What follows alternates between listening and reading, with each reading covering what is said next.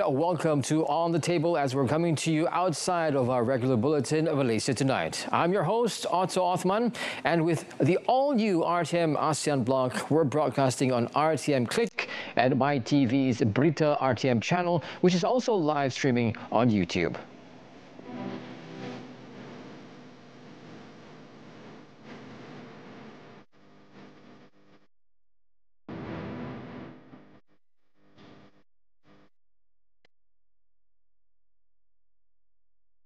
Now, on tonight's episode of this next 30 minutes, we're broadcasting live and also discussing the ASEAN Association of Southeast Asian Nation, ASEAN, as a regional bloc celebrates its 57th anniversary. Now, we welcome to the studio Associate Professor Dr. Roy Anthony Rogers of the Asia-Europe Institute of Center of ASEAN and Regionalism at the University of Malaya. So good to have you here, Doctor. Thank you very much for coming to the studio. Thank you so much for the invitation. Now, Dr. Roy, I just want to ask you, with regards to this 57th anniversary, Doctor, when it comes to this, what is your opinion on the development and also achievements so far? Well, we need to, I mean, to a certain extent, we have to appreciate ASEAN's existence, as you rightly mentioned, for the past 57 years. Firstly, we need to understand. We need to know that the region, or Southeast Asia we call it, is a very diverse region of different types of different categories of economic development, our history, in terms of even language for that matter. We have, Bahasa Malaysia, Bahasa Indonesia, Tagalog in the Philippines, and then Thai, and also in terms of the political system. But yet, despite of our differences, ASEAN has been able to bring all the 10 countries, hopefully eventually Timor-Leste may join eventually, but to bring these 10 countries within one organization, something which is not an easy task, number one. Number two, we will want to discuss about its successes.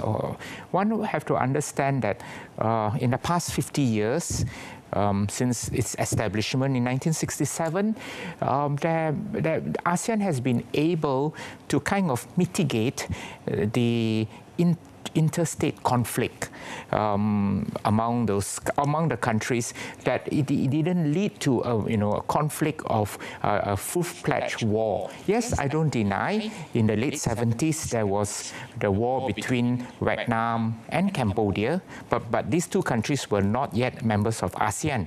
But members who have already joined ASEAN, we never really gone to war, or that's what I mean. We have been able to mitigate the interstate conflict. So I would say these are one among the successes of ASEAN, bringing the different countries and communities under one organization. And it is one organization that survived for so many years. Mm-hmm. There have been many regional organizations that were established during the era of the Cold War, and they ceased to exist. One example within Southeast Asia that was known as SEATO, Southeast Asia Treaty Organization. Today there is no more SEATO, but yet ASEAN survived until now for the past 57 years. Yeah. Now, when it comes to that, I'm just interested to know as well, there are a couple of failures when it comes to organizations and so on. You just mentioned ASA? SEATO, yeah. SEATO, yes, yeah. And there's also ESA, what was it? Yeah. Yeah. And what makes ASEAN such stand strong till now? What do you think? Well, I think the ingredient or the formula for ASEAN to survive until today is its very own system itself, that we are developing countries who have achieved independence in the past 60 years or so, and coming together to kind of celebrate this unity in diversity, in the sense that, yes, we have our limitations, as you have rightly mentioned, but what makes ASEAN survive until today is that we are able to kind of accept others as they are, you know, within the principle of consensus, you know, or the concept of musyawarah, you know, this discussion together, coming out with our own consensus. So I think these are some of the ingredients of success. Although some may argue that this slows ASEAN down, but yet I think that is our strength as well. Now, it seems that there are certain individuals, or possibly, do you believe that ASEAN is just a talk shop, yeah, rather than achieving any goals? Or what do you believe on that? Well, there are critics on about ASEAN, I don't deny. And one of them, as you rightly mentioned, that ASEAN is seen as a talk shop. Talk shop as much as it's, but at least we talk. You see, in any relations, from family right until we go up to the nation, you need to interact and engage. And through talking, we try to understand each other and try to resolve, right, our differences.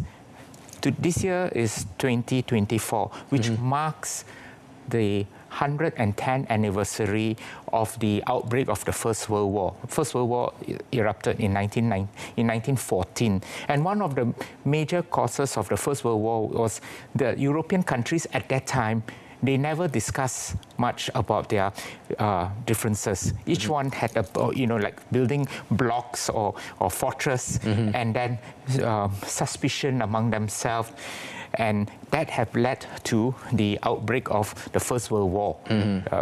So talking to me, engaging each other is extremely important, right? To kind of see our differences and try to resolve it. So I think as much as the critics say ASEAN is a talk shop, but to me, we need to talk to resolve our problem, and bring it to a different level. Yeah, diplomats meet many times through the various ASEAN forums and meetings. They talk and they try to come up with some solutions, and they bring up back to their own capital. I think that is a strength of ASEAN, actually. I do believe so as well. When it comes to strength, I think talking is one of the ways that we communicate our differences and see where we can work on that. And we know each other by talking. The Malay proverb, tak kenal maka tak cinta. All right. So it's by talking you know each other, and slowly you build up that confidence. So would you say that due to the war back in those days, those years, it actually sparked the interest towards building ASEAN, building a foundation within ASEAN to foster more relationship, more cooperation, rather than focusing on the differences whereby a war might start? Yes. Yeah. Okay. Now, what is meant by ASEAN centrality with regards to this? And could you actually describe the efforts to actually achieve it?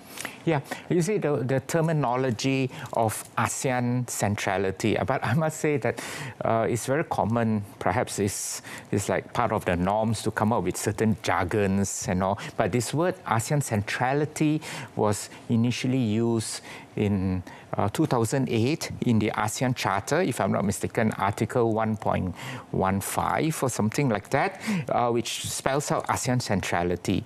And so there have been various definitions of ASEAN centrality depending on whom you ask. Different personalities or scholars may come up with different ideas. But to me, basically, ASEAN centrality is the unity of ASEAN. Unity of ASEAN members, especially while interacting with external powers or external actors. So that of course, there's this argument that ASEAN becomes the driver. ASEAN becomes the driver, or ASEAN becomes the key focus of its members, especially when in dealing with external actors, and also that. Of course, how do we achieve that is, I think, the bigger challenge than the definition, because as you know, there are issues on how bring the 10 members together. And I have to be frank, and there have been times that that has not been too successful. For example, in 2012, when Cambodia once was the chair, also when in the issue of South China Sea, the members were not able to come up with a joint communique that shows that the fragmentation of ASEAN, how within ASEAN itself.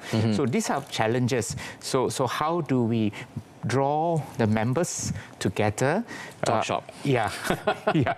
That's the only solution. Yes. Yeah, talk it over and find some research and data to actually signify that we can actually solve this issue. Yeah, and also I think sometimes ASEAN prefers to kind of shelf the problem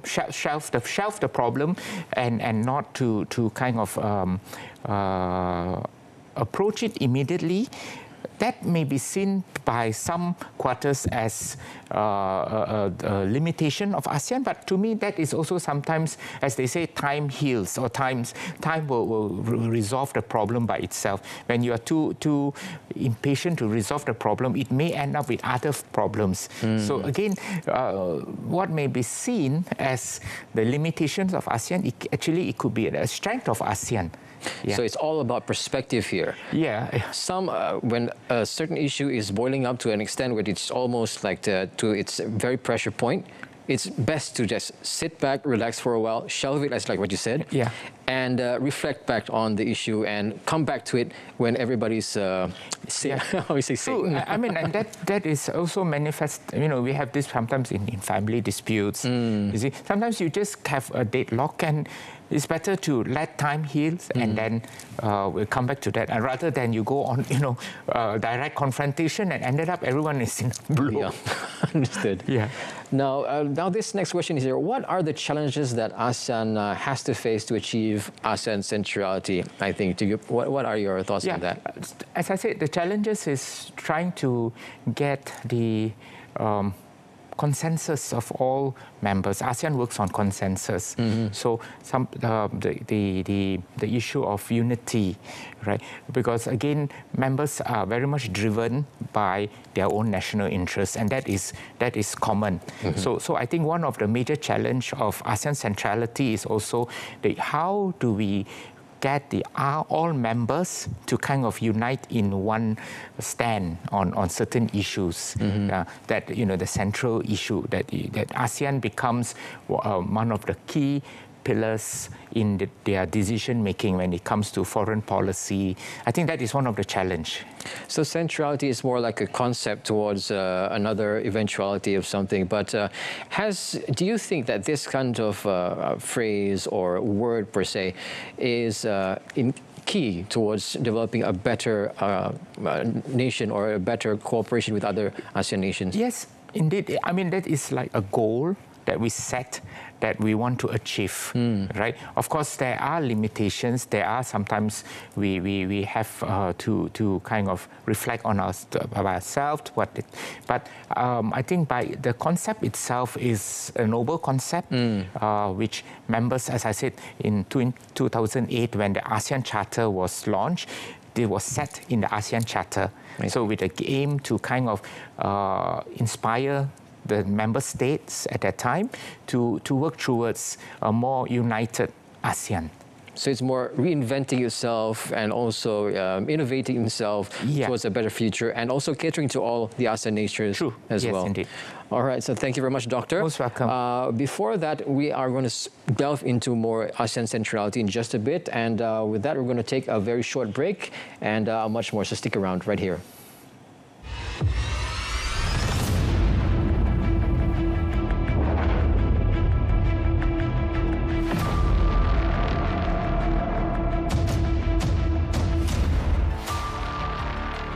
The number of malicious and false statements spread by SMS or social media platforms have become too widespread. The public is advised to be careful and not fall for such ploys and sharing or forwarding such messages. Remember, that spreading fake news is an offence under Section 233 of the Communications and Multimedia Act 1998.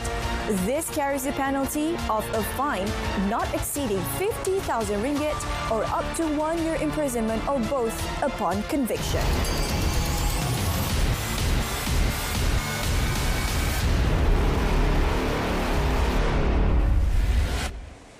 Welcome back. Now, before our short break, I was asking our good doctor and guest today on ASEAN centrality and the challenges that we face to achieve it. Now, doctor, is ASEAN often compared to European Union? I just like to ask that as well. When it comes to the EU, is it apt to compare EU and ASEAN? Well, there has been a kind of practice or some scholars have want to compare the EU with ASEAN, but to me personally, they are two separate organizations in terms of the philosophy itself. You see, the EU or European Union was established back immediately shortly right after the Second World War, right, in 1951, with the agreement for the coal and steel among the European countries. And the whole idea was to kind of integrate these countries, the European countries, because they have been fighting wars for generations, bloody wars, to name a few, like the First World War, Second World War. So the European Union was initially, that was meant to integrate these European countries to kind of reduce the rise of ultra-nationalism that contributed to the First World War and Second World War. So the aim was eventually to kind of create a supranational organization, which today we have the EU, right? When in 1951, when they signed this agreement, and then eventually led to the establishment of the European Community, and then now we have EU, European Union, and things like that. So the whole idea was to kind of integrate these countries to reduce any possibilities of ultra-nationalism which will contribute to war. Okay? That was the idea of the EU in its establishment. Whereas in the case of ASEAN in 1967 was not to consolidate or to integrate the sovereignty of these countries, because in 1967 the countries in Southeast Asia, like when it was established, ASEAN was established, the 5 founding members like Malaysia, Singapore, Indonesia, Thailand, and the Philippines, they just got their independence within the few decades, In the case of Malaysia, was just 10 years after our independence. So the idea was not to kind of consolidate these sovereignties of these countries, but rather to kind of group them together so that they will preserve their sovereignty vis-a-vis external powers. So you can see the philosophy of their establishment itself. EU was kind of to, although I don't mean to pull all these countries together, but to kind of bring these countries so that they will reduce their ultra-nationalism. Right? And reduce the possibilities of war among them. Whereas in the case of ASEAN in 1967 was to these 5 countries, they still will maintain their sovereignty in terms, and then by working together in the spirit of solidarity vis-a-vis external, any form of external. That's one.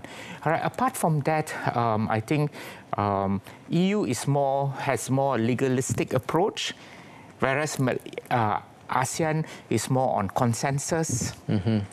So to me, it's not absolutely fair to kind of compare these two organizations. Yes, they are regional organizations. Yep.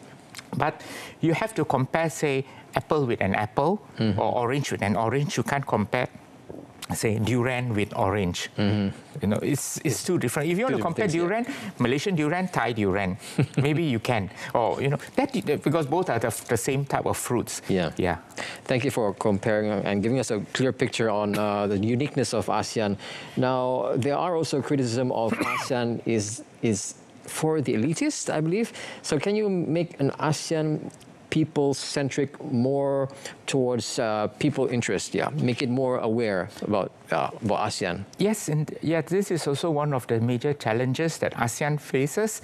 That it has been seen as elitist organization where leaders come for their summit and then they have the famous ASEAN handshake and things like that, which is fine.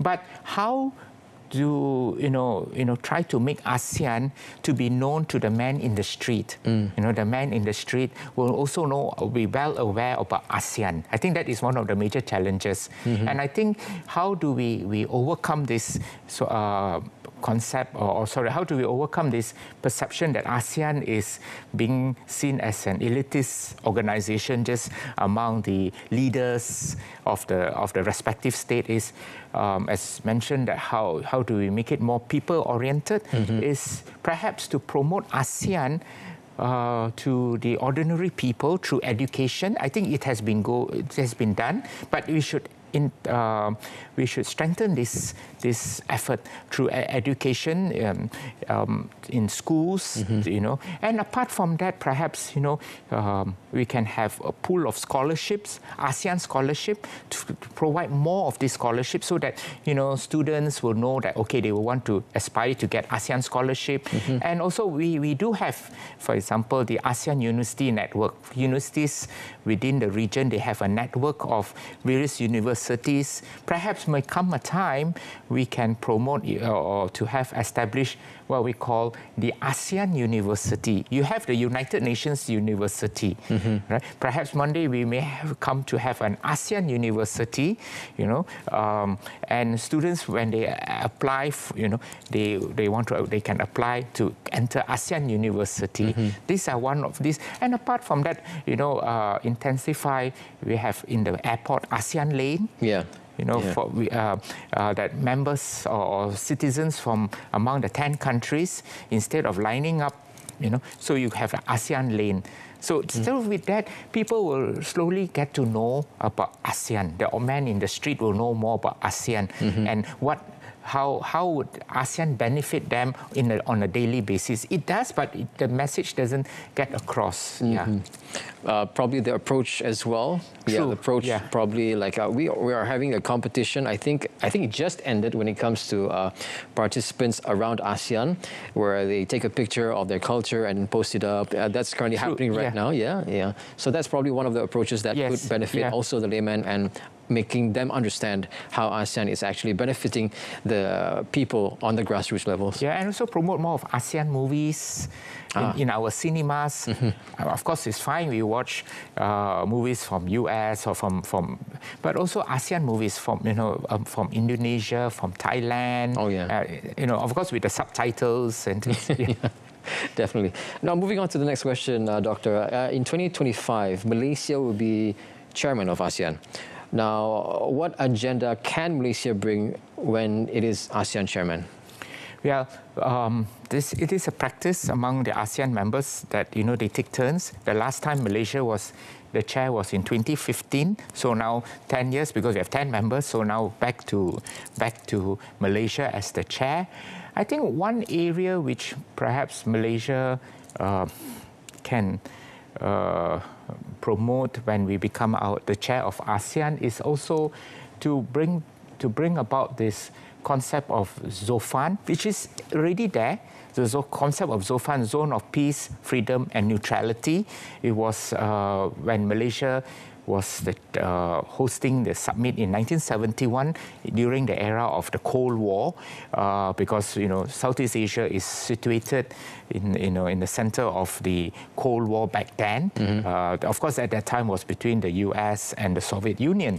Of course, that all this is already past, it's already history, but today, like it or not, we are facing the competition or the between US and China. So I think Cold War, one may say, is Cold War 2.0 or some form of there is this competition between these two major powers. And the concept of ZOFAN is very much still relevant today. Perhaps ZOFAN 2.0. So perhaps Malaysia should again, reinforce this concept of that Southeast Asia remain as a zone of neutral and peace, and we do not want to be dragged or make to choose either China or the United States. So I think this could be one agenda which Malaysia can promote when it becomes the chair of ASEAN in 2025.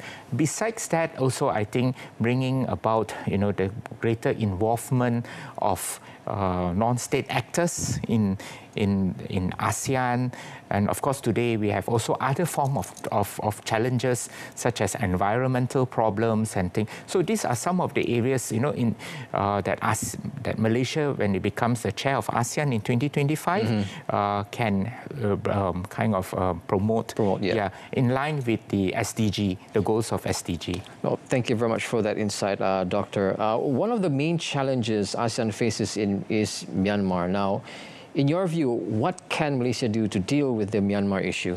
Well, Myanmar issue, if I may say, has become almost like a thorn in the flesh for ASEAN since 2021 with the military coup d'etat. Of course, there have been the 5-point consensus of ASEAN that ASEAN brought forward, but it appears that it is moving very slowly. To be fair, I can't say that it has failed. It is moving, but it's still moving slowly because among them is like the stop of violence, and we still read in the news or we hear from the news that while there is violence going on in Myanmar, and then so these are some of the challenges that ASEAN faces. So when Malaysia becomes the chair of ASEAN in 2025, perhaps I think it's also to bring about engagement in terms of track 1 and track 2 diplomacy. Track 1 is state to state, right? But sometimes track 1 has its limitations because, when it comes to diplomacy, it has a lot of do's and don'ts for the diplomats. They are confined. Whereas track 2 diplomacy, which consists of non-state actors, they are not so much confined to all the diplomatic norms. So I think Malaysia can further promote track 2 diplomacy to engage the current government and through track 2 diplomacy. So this is, I think, some areas that we may want to engage. Now, Doctor, lastly, before we let you go, what is your suggestion to strengthen ASEAN by 2027 and when ASEAN celebrates its 70th anniversary? Oh yeah, that will be, I would say,